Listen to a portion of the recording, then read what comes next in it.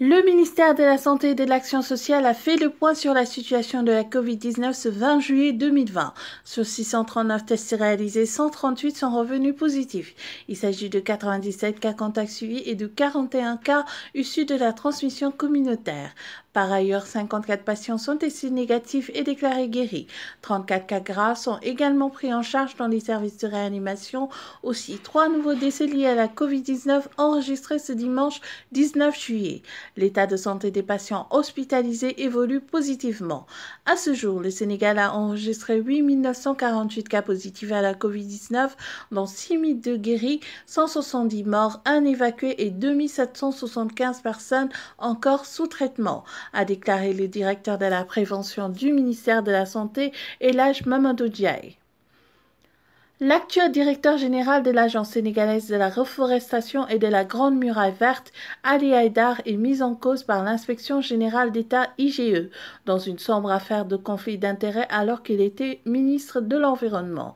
Interpellé par IGE, Ali Haïdar a déclaré que les fonds auraient servi d'exécuter les projets et programmes de l'État entrant dans son domaine de compétences et que toutes les pièces justificatives ont été transmises au Centre de suivi écologique.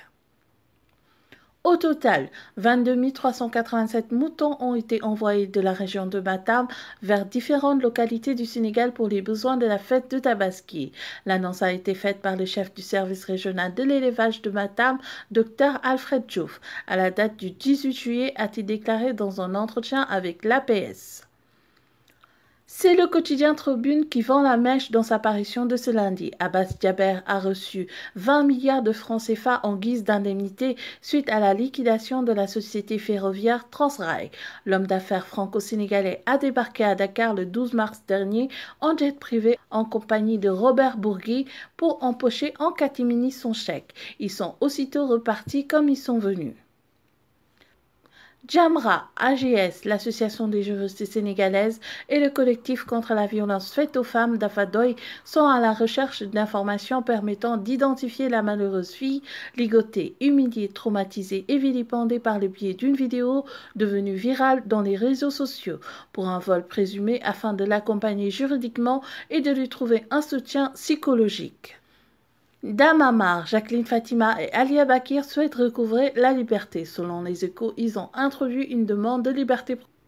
La requête a été déposée sur la table du magistrat instructeur. Le dossier a été aussitôt renvoyé au parquet pour avis.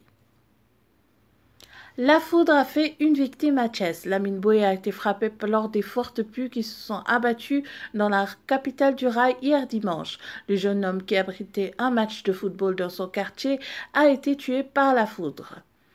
La rédaction de DakarMidi.net vous souhaite une bonne journée et vive le Sénégal.